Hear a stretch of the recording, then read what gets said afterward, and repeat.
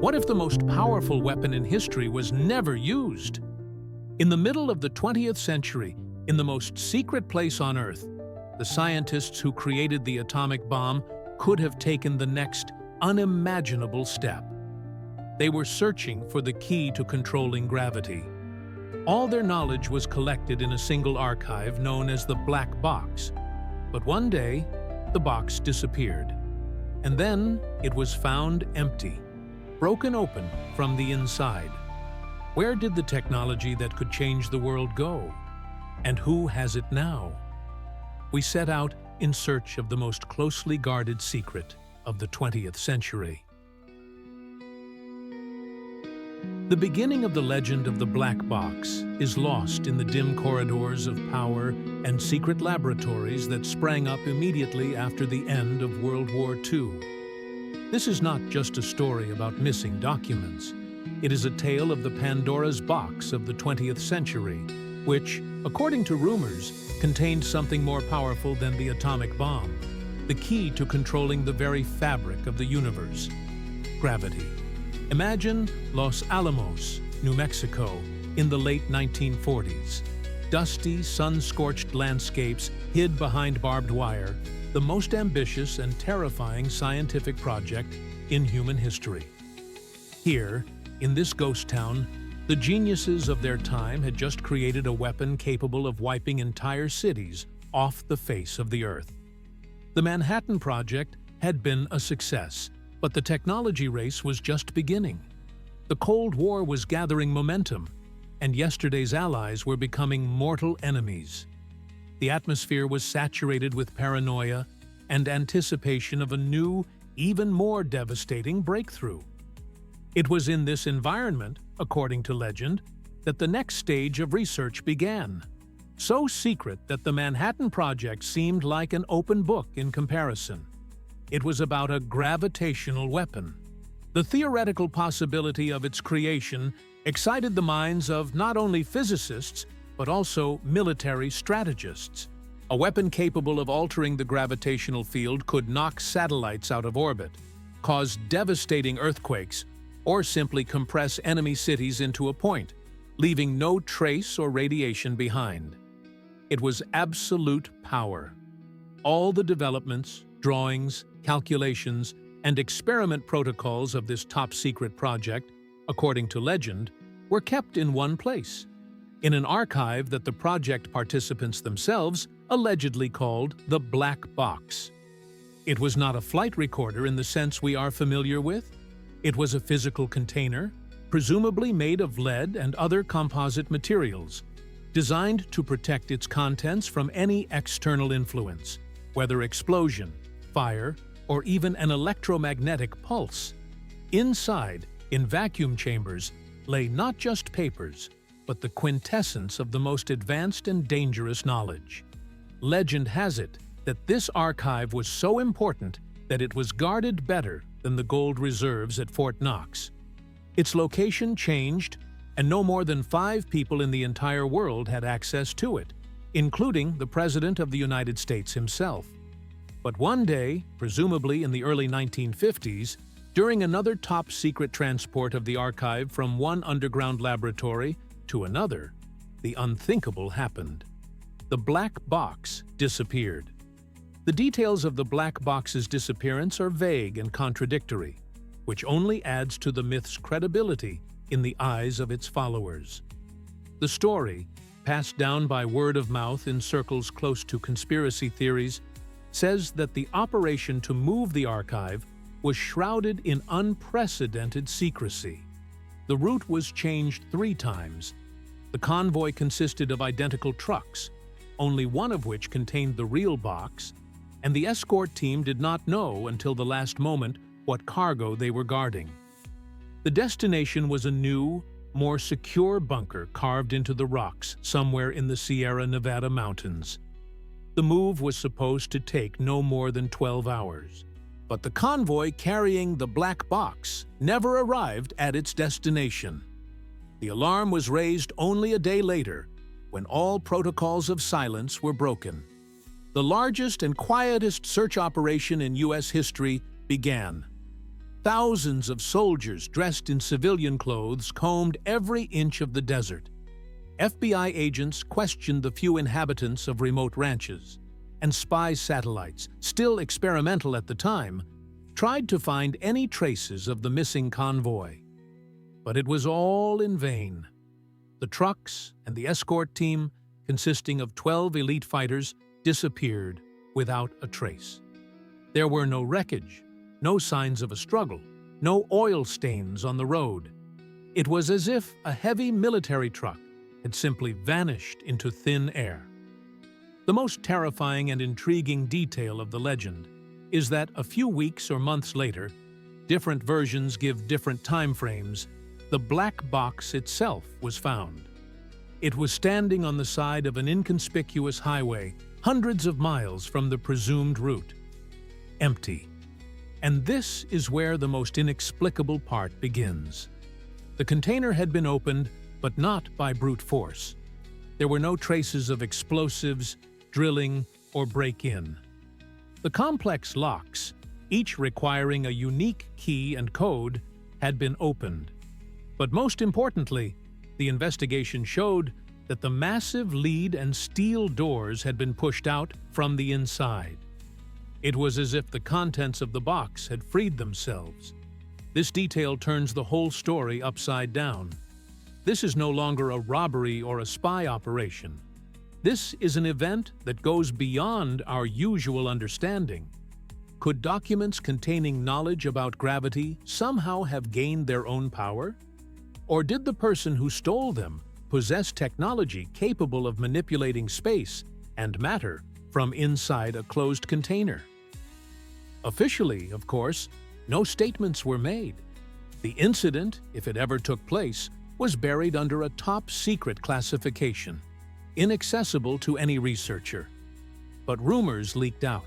Retired military personnel, former Secret Service agents, and scientists who had signed lifetime non-disclosure agreements allegedly shared fragments of this story with their loved ones before their deaths.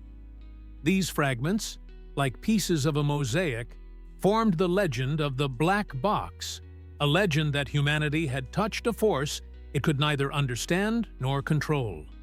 To understand why the myth of the gravity weapon proved so enduring, we need to go back to Los Alamos in those years and feel the atmosphere. It was not just a scientific center, it was a separate state with its own laws, secrets, and hierarchy. A city that did not appear on any map, home to the best minds on the planet, was both a paradise for scientists and a maximum security prison. Every resident, from Nobel laureates to ordinary technicians, was under constant surveillance.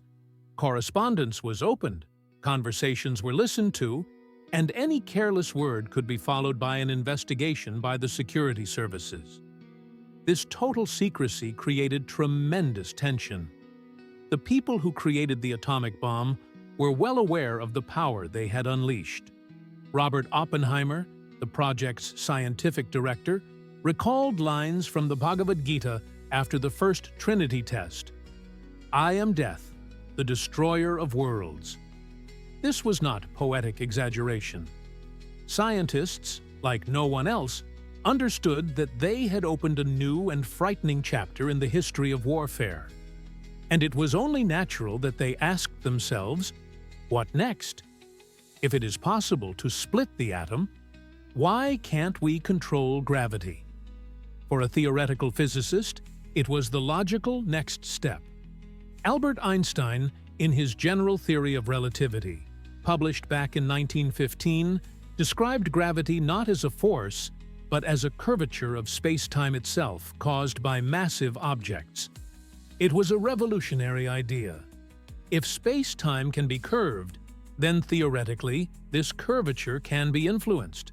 Local anomalies, gravitational wells, or, conversely, anti-gravity zones could be created. The very idea was intoxicating. Within the walls of Los Alamos, where the best theoretical physicists were gathered, these ideas could not help but be discussed. If not in the official laboratories, than over a cup of coffee in the cafeteria or during walks through the canyons. Conversations about the next big project were inevitable. Moreover, the Manhattan Project included people who had worked with Einstein and those who would make enormous contributions to the study of cosmology in the future. The environment itself was an ideal incubator for the most daring hypotheses. The legend of the black box exploits this fact, taking it to its logical conclusion. It suggests that these informal conversations and theoretical sketches at some point received funding and moved into the practical realm. In an atmosphere of strict secrecy, a new group was assembled, even more secretive than the one that had worked on the bomb. Their goal was not simply to create a theory, but to build a device. And that is why any document related to this project would be of value beyond any other secret. It was not just a blueprint for a new weapon. It was proof that the laws of physics as we know them could be circumvented. To separate the wheat from the chaff in the story of the black box, we need to put conspiracy theories aside for a moment and turn to pure science. What are these gravitational waves that were supposedly mentioned in the lost documents? And how realistic is the idea of turning them into weapons? As we have already mentioned, the existence of gravitational waves was predicted by Albert Einstein in 1916 as a direct consequence of his general theory of relativity. Einstein suggested that any massive objects moving with acceleration must create ripples in the fabric of space-time, similar to how a stone thrown into a pond creates waves on the water. These waves, or gravitational waves, travel in all directions at the speed of light, carrying information about the event that created them. However, Einstein was convinced that these waves were so weak that humanity would never be able to detect them. And he was right for almost a century. Imagine two objects of incredible mass, such as two black holes, rotating around each other somewhere in distant space. As they rotate, they lose energy, emitting those very gravitational waves. Gradually, they move closer together and eventually merge into one giant black hole. This cataclysmic event on a universal scale, accompanied by the release of enormous energy, generates a powerful burst of gravitational waves. But by the time this wave reaches Earth, after traveling millions and billions of light years, it becomes incredibly weak. Its effect is to momentarily compress and stretch space. The distance between two objects on Earth changes by an amount thousands of times smaller than the diameter of an atomic nucleus. Detecting such a tiny change is a task of enormous technical complexity. This is precisely why the LIGO detectors in the US and Virgo in Europe were built. These are giant L-shaped structures with vacuum tunnels several kilometers long. Inside these tunnels, a laser beam is split, passes through both arms, reflects off mirrors, and converges again at a single point. If a gravitational wave passes through the detector, it changes the length of one of the arms by a negligible amount, which leads to a change in the interference pattern of the laser beams. On September 14, 2015, almost exactly 100 years after Einstein's prediction, it finally happened. The LIGO detectors recorded a signal that completely matched the calculated pattern of the merger of two black holes more than 1 billion light-years away from us. This was one of the greatest discoveries in the history of physics, confirming Einstein's correctness and opening a new window into the universe. For this discovery, the Nobel Prize in Physics was awarded in 2017. So, we have established that gravitational waves are a real, albeit extremely subtle, phenomenon. Now, for the main question of our investigation, can this phenomenon be turned into a weapon? Let's analyze this idea from a physics perspective. The entire concept of gravity weapons, described in conspiracy theories, is based on the idea of artificially creating powerful, directed gravitational waves. Theoretically, if a wave of sufficient amplitude could be generated, its consequences could be catastrophic. Such a wave could literally tear any material object to pieces, be it a tank, a building, or even a planet. However, here we encounter a fundamental problem: the problem of energy. As we know from LIGO observations, even the merger of two black holes, one of the most energy-intensive processes in the universe, generates waves that are barely detectable on Earth. To artificially create a gravitational wave capable of causing physical damage at a distance of at least 1 kilometer, it would be necessary to concentrate energy comparable to the energy of a supernova explosion at a single point. This amount of energy exceeds everything that humanity is capable of producing by trillions of times. No known energy source, including thermonuclear fusion, can even come close to such figures. This is the first and main reason why most physicists consider the idea of gravitational weapons to be pure fantasy. The second problem is how to generate the waves. Gravitational waves are emitted by mass moving with acceleration. To create a powerful wave, you need to take an object with enormous mass, say an asteroid, and make it vibrate or rotate at incredible speeds. The creation of such a mechanism is far beyond our technological capabilities. The legend of the black box, however, circumvents these scientific limitations, hinting that the Los Alamos scientists discovered some new principle, a loophole in the laws of physics. Perhaps it was not about generating waves, but about focusing or amplifying them. Just as a lens can focus sunlight at a single point and cause a fire, a device could collect weak gravitational waves from space and concentrate them into a destructive beam. Or perhaps a way had been found to directly manipulate the metrics of space-time, creating local anomalies without the need to move gigantic masses. This sounds like science fiction, but it is worth remembering that the splitting of the atom, a few decades before the Manhattan Project, seemed like fantasy to most people. It is this idea, the idea of hidden revolutionary knowledge, that underpins the entire mythology of the black box.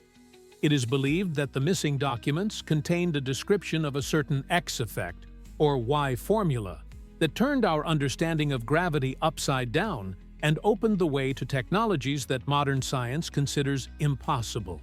And if this is true, then the value of these documents was indeed absolute. Now let's return from the realm of theoretical physics to the world of real history.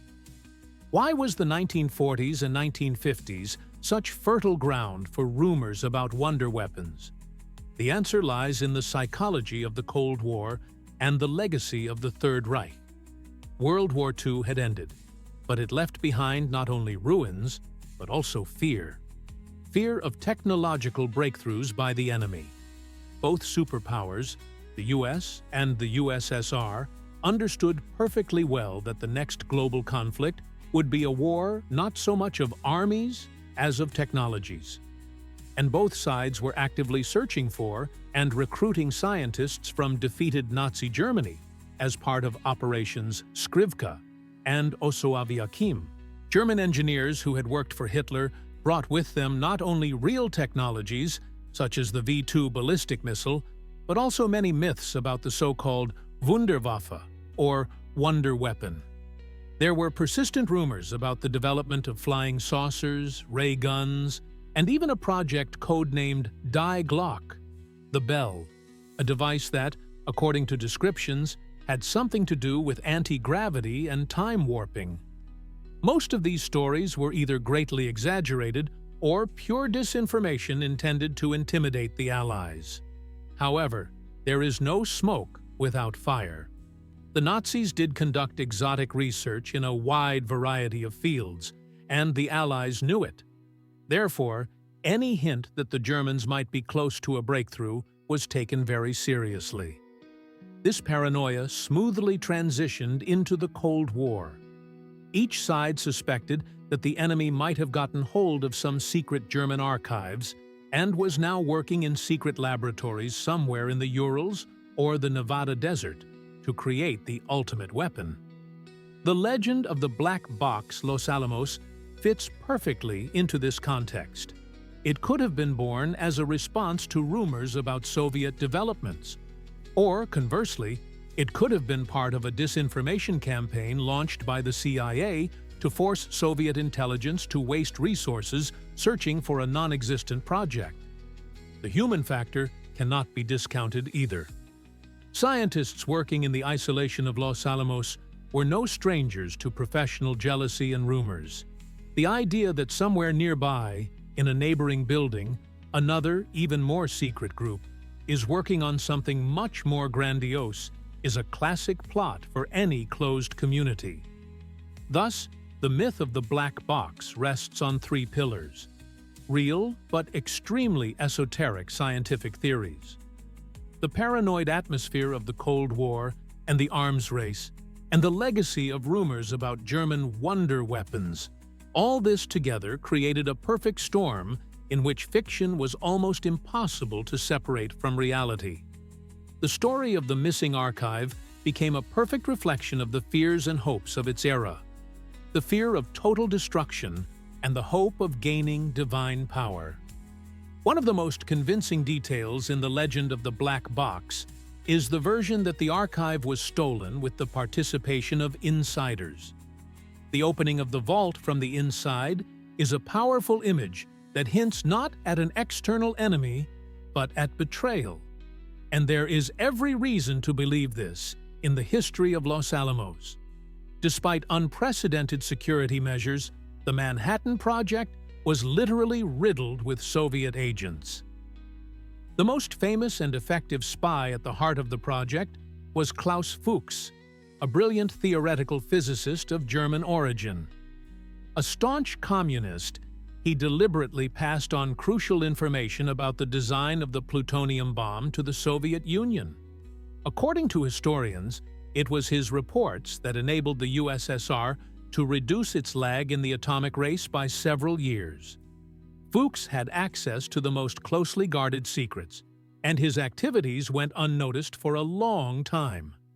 In addition to Fuchs, other project employees, such as David Grinellis and Theodore Hall, also worked for Soviet intelligence.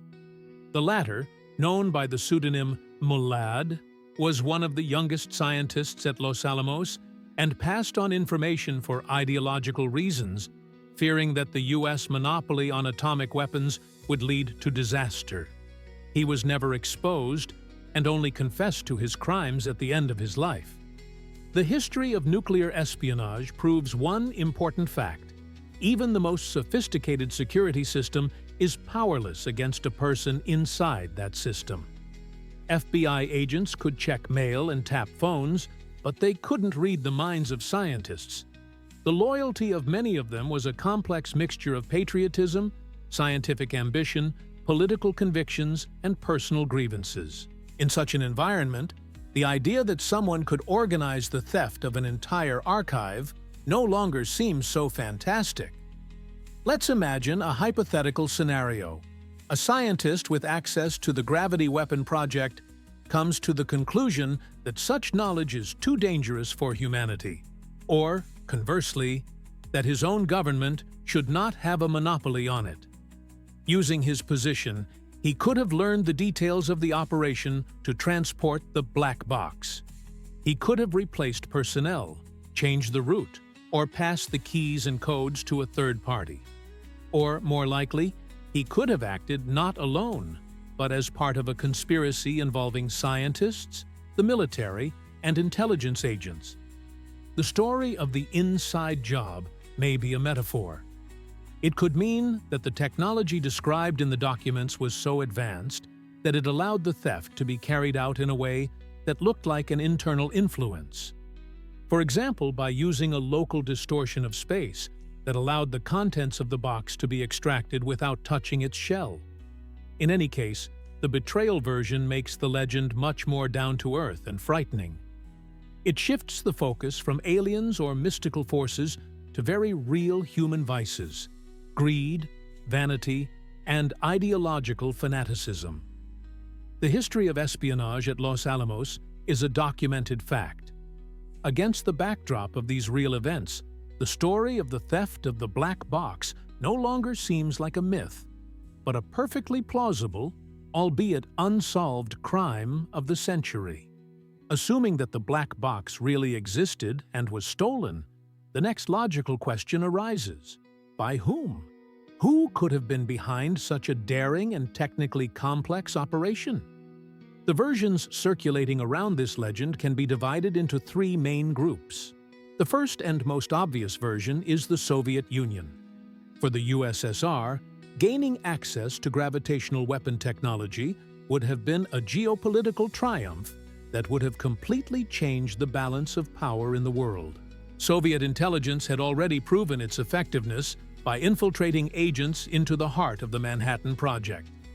Organizing another, more complex operation would have been a difficult but achievable task for them.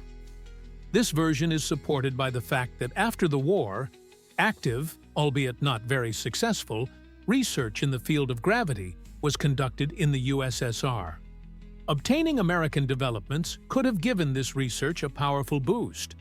However, there is a serious argument against this version. If the Soviet Union had acquired such technology, the world today would look very different. The temptation to use an absolute weapon, or at least to blackmail an enemy with it, would have been too great. But nothing of the sort happened. The Cold War lasted for decades, and both sides relied on a fairly traditional nuclear arsenal. The second version, more exotic but popular in certain circles, is that of a third force. This refers to a secret organization, not affiliated with any government, which seeks world domination. Often mentioned is the hypothetical organization Odessa, created by former Nazis to revive the Reich, or Masonic lodges, or even more ancient and mysterious societies. According to this version, such an organization could have had its people in the US, the USSR, and Nazi Germany, gathering the most advanced technologies bit by bit. The theft of the black box was a logical step for them on the way to achieving their goals. This version is good for a spy novel, but it has no factual confirmation. It is entirely based on speculation and conspiracy theories. Finally, the third version is the most disturbing and philosophical. According to this version, the black box was stolen or destroyed by its creators themselves. A group of scientists who, like Oppenheimer, at some point became horrified by what they were creating. They may have come to the conclusion that humanity was simply not ready to possess such power, that a gravitational weapon, unlike a nuclear weapon, leaves no chance for mutual deterrence and will inevitably lead to total destruction. Realizing this, they could have staged the theft and either destroyed all the documents or hidden them in a place where no one would ever find them. This version explains why the technology was never used. It also explains the strange circumstances surrounding the discovery of an empty box opened from the inside. It could have been a symbolic gesture intended to show that knowledge had freed itself and left the world of humans. We will probably never know which of these versions is closer to the truth, but each of them reflects a certain cross-section of public consciousness: fear of an external enemy, fear of secret societies, and the eternal dilemma of the scientist torn between the thirst for knowledge and responsibility for his discoveries. Let's imagine for a moment that the most fantastic version of events is true. The documents from the black box were not stolen by enemy intelligence or destroyed by their creators. They fell into the hands of someone who was actually able to use the knowledge they contained. What would that mean for the world? What could the consequences be? If an organization or individual gained control of gravity control technology, they would have virtually unlimited power. All existing weapon systems would be instantly obsolete. Nuclear missiles flying toward their targets could be stopped and turned around in mid-air. Aircraft carrier groups could be lifted out of the ocean and thrown onto land. Entire armies could be immobilized by increasing gravity on the battlefield to such an extent that no one could even lift their heads. It would be the end of war as we know it and the beginning of an era of absolute dictatorship. But power is not just a weapon. Controlling gravity would open up unimaginable creative possibilities. Anti-gravity technologies would revolutionize transportation, making cars and airplanes obsolete. The construction of giant structures floating in the air would become commonplace. Most importantly, humanity would gain a cheap and virtually inexhaustible source of energy. By manipulating gravitational fields, it would be possible to create miniature black holes and use their Hawking radiation to generate electricity.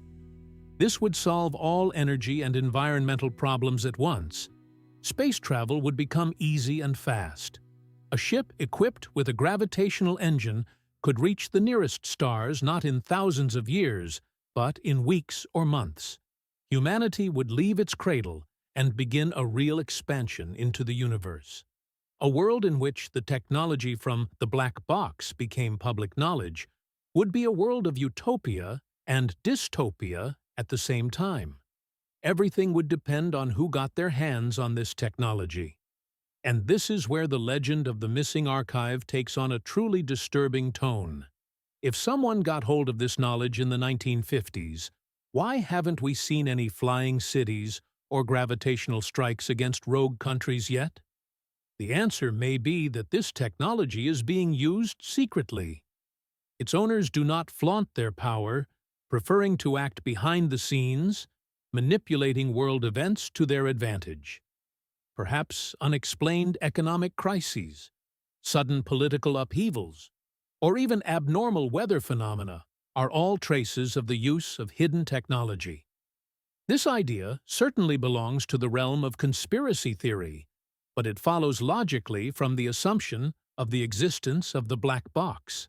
If absolute power exists, then its main characteristic is invisibility. It will not reveal itself openly in order to avoid resistance. It will mimic chance, chaos, and the natural course of events. And we, mere observers, will never know that we live in a world that has long been secretly controlled by those who possess the secret of gravity. So, we have examined the scientific background, historical context, and various versions of the legend. Now, let's try to conduct our own investigation. Are there any circumstantial clues or strange facts that could shed light on the mystery of the black box? As we have already said, there is no direct evidence. None of the declassified archives of the Manhattan Project or the Atomic Energy Commission contain even a hint of the existence of a project to create a gravity weapon. However, this proves nothing. If the project was so secret, all references to it could have been removed from the documents before they were declassified. Or they are still stored in the archives of the CIA or NSA under the classification Top Secret, and we will not see them for many decades to come. Therefore, we are left to look for anomalies. The first thing that supporters of the legend point to is the strange personnel decisions made at Los Alamos in the post-war period. Several brilliant theoretical physicists who seemed destined to become stars of science suddenly left the project and either went to teach at little-known universities or changed careers altogether. The official explanations, fatigue, nervous exhaustion, a desire to return to a peaceful life, seem quite plausible. But conspiracy theorists see a pattern. They suggest that these scientists were the backbone of the Gravity Project. Their sudden departure was either part of a cover-up operation after the archives disappeared or their own decision to lay low. The second anomaly is reports of strange atmospheric and seismic phenomena in the New Mexico desert and the Sierra Nevada mountains in the late 1940s and early 1950s.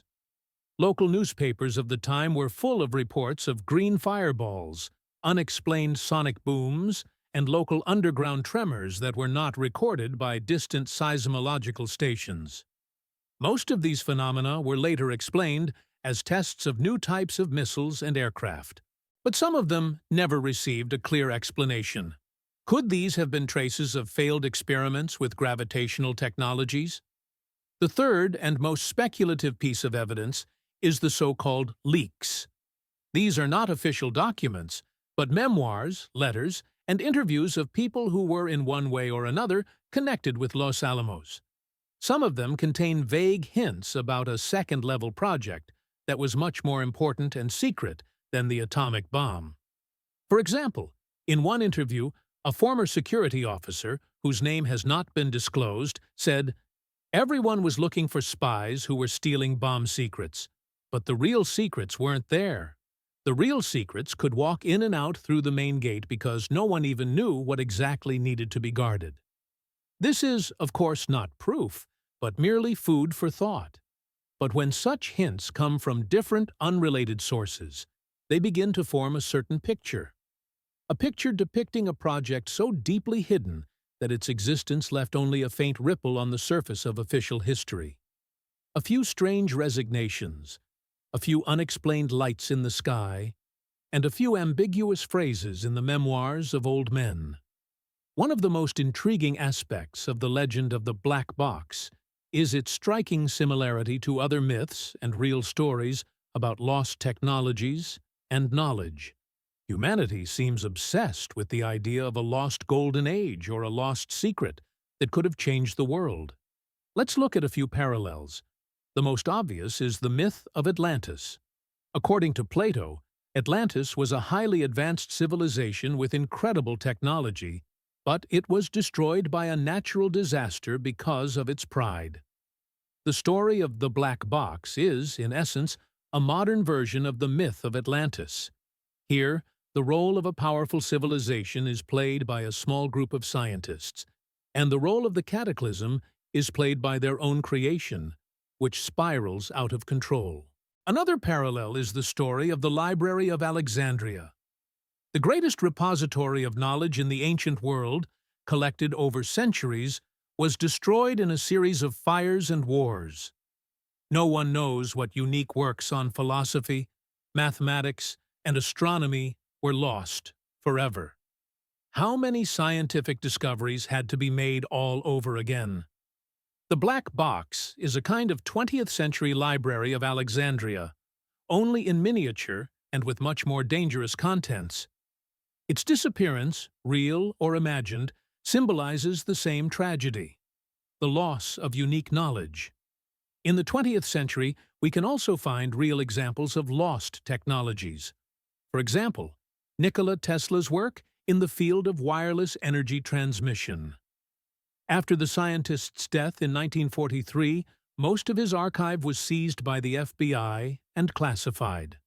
Many of his ideas were never implemented, which gave rise to a multitude of theories that the government was hiding revolutionary technologies from the world. The story of Tesla's archive is painfully reminiscent of the plot of The Black Box. A brilliant scientist, revolutionary ideas, the intervention of special services, and a mystery shrouded in darkness. Even the history of the atomic project itself has similar storylines. Take the German nuclear project, for example. Historians still argue about how close the Nazis were to creating a bomb. After the war, all their work and uranium reserves were seized by the Allies and disappeared into secret archives. Who knows what other discoveries were made in German laboratories, but never saw the light of day. These parallels show that the story of the Black Box did not arise out of thin air. It is part of a larger cultural narrative about lost knowledge. This narrative serves an important psychological function. On the one hand, it comforts us. The idea that somewhere there is a technology capable of solving all our problems gives us hope. On the other hand, it warns us. The story of how this technology was lost due to pride or betrayal serves as an eternal reminder of the responsibility that lies with scientists and politicians. The legend of the Black Box is a modern myth, but it speaks to us in an ancient language of symbols that everyone can understand. Our investigation is coming to an end, and it is time to ask the main question: did the Black Box really exist? After a thorough analysis of all available facts, rumors, and circumstantial evidence, the most honest answer is most likely not, at least not in the form described by legend. There is not a single credible document or testimony confirming that a practical project to create a gravitational weapon was launched in Los Alamos in the 1940s. Despite all the breakthroughs of the time, physics was still very far from understanding how gravitational waves could be generated or detected, let alone manipulated. The idea that a group of scientists could have made a leap forward that was 70 years ahead of science seems highly unlikely. However, this does not mean that there is not a grain of truth in the legend. The most plausible scenario is as follows. Los Alamos may indeed have been conducting purely theoretical research on gravity and its possible military applications. These could have been informal seminars, discussion groups, or even several brainstorming sessions authorized at the highest level. The results of these discussions, a few folders with formulas, hypotheses, and calculations, could well have been stored in a special archive under high security. In an atmosphere of widespread paranoia, this small theoretical archive could have grown in rumors and speculation to the scale of the black box, a repository of ready-made technology. Then, at some point, these documents could have actually disappeared. But the disappearance could have been much more prosaic than the legend describes. They could have been stolen by Soviet spies who took anything that had even the slightest hint of secrecy. They could have simply been lost during one of the numerous moves and reorganizations. They could have been destroyed by some vigilant official who decided that such theories were too dangerous even to be stored. And the story about opening from the inside could have been added later to make the plot more dramatic. In other words, the black box is most likely a classic example of what is called a factoid. It is an unreliable statement that is repeated many times in the media and rumors and eventually begins to be perceived as fact. The legend surrounding it is a kind of urban folklore of the atomic age, born of a mixture of real fears, scientific ambitions, and spy mania. It is not so much a reflection of real events as it is a reflection of the spirit of its time. This does not make it any less interesting. On the contrary, studying how and why this legend arose can tell us more about the history of the 20th century than dry archival documents. It is a story about how humanity, having glimpsed the abyss of space and the atom for the first time, became frightened of its own power and invented a terrifying fairy tale about lost omnipotence. Even if we accept that the black box as a repository of ready-made technology is a myth, there remains one last mystery. Why does this story live on? Why, after more than 70 years, does it continue to stir minds, appear in books, and on internet forums? The answer may lie not in physics or history, but in psychology. The legend of the black box is a perfect example of a conspiracy theory, and it works according to the same laws. First, it provides a simple explanation for a complex world. It is difficult for us to accept that the world is ruled by chance, chaos, and millions of independent decisions. It is much more comfortable to believe that invisible puppeteers are behind everything, whether it be the government, a secret society, or the owners of a gravitational weapon. This belief, albeit frightening, creates the illusion of order and control. If there is a conspiracy, then there must be someone who controls everything. Secondly, belonging to the circle of those in the know gives a person a sense of elitism. Believing that you possess secret knowledge that is inaccessible to the majority boosts your self-esteem. Conspiracy theorists often see themselves not as naive people, but as insightful analysts capable of seeing hidden connections where others see only scattered facts. They are the ones who have woken up while the rest are asleep. Third, the story of the black box appeals to our innate distrust of authority. The history of the 20th century has given us many examples of how governments have lied to their citizens, conducted secret experiments, and concealed important information. Against the backdrop of real events such as Watergate or the CIA's mind control experiments, the idea of a cover-up of gravity weapon technology no longer seems so far-fetched. The legend of the black box has become a symbol of this total distrust. But there is another deeper reason for the longevity of this myth. It embodies humanity's eternal dream of a miracle, of a deus ex machina, a god from a machine who will appear and solve all problems. In a world full of war, disease, and injustice, the idea that somewhere there is hidden technology capable of bringing peace and prosperity is incredibly appealing. It is a modern form of belief in a messiah or a philosopher's stone. People want to believe in the black box, not because there is evidence of its existence, but because they really want it to exist. This hope for hidden salvation is perhaps the main secret of the immortality of this amazing legend. It will live on as long as humanity dreams of a better world and hopes for a miracle. Summing up our investigation, we can say with confidence that the story of the black box is not a documentary chronicle, but a modern myth. But what does this myth say about us, about the civilization of the 21st century? What is its legacy? The main legacy of this legend is a powerful cultural warning. It serves as a reminder of the enormous responsibility that rests on scientists and engineers. The discovery of atomic fission showed that fundamental science can instantly turn into a technology of total destruction. The story of the gravity weapon, albeit fictional, takes this idea to its logical conclusion, posing the eternal question: are there limits to scientific knowledge? Should there be areas that humans should not venture into? The legend does not provide an answer, but it forces us to think about it. The second legacy is its contribution to the formation of the image of the conspiratorial scientist in popular culture. From Dr. Strangelove to characters in Hollywood blockbusters, the image of a genius creating a doomsday weapon in a secret laboratory has become a cultural cliché.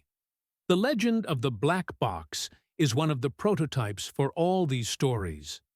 It cemented in the public consciousness the idea that real science is not done in university lecture halls, but in secret underground bunkers.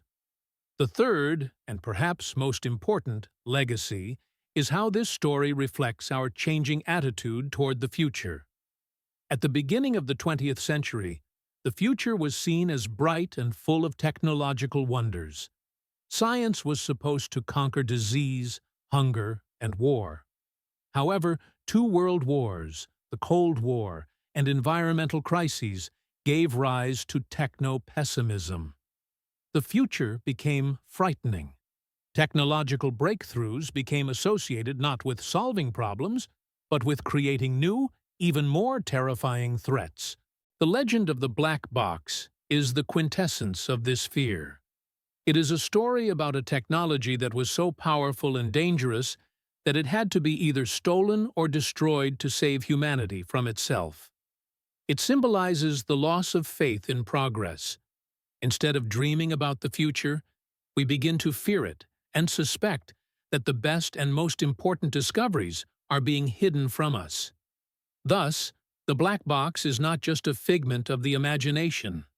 It is a mirror that reflects the deepest fears and hopes of technological civilization.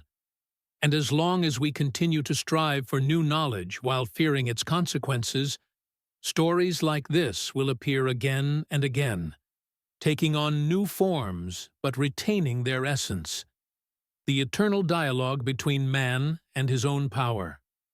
And yet, having completed our journey through the labyrinth of this legend, we want to leave the door to wonder ajar. What if we are wrong?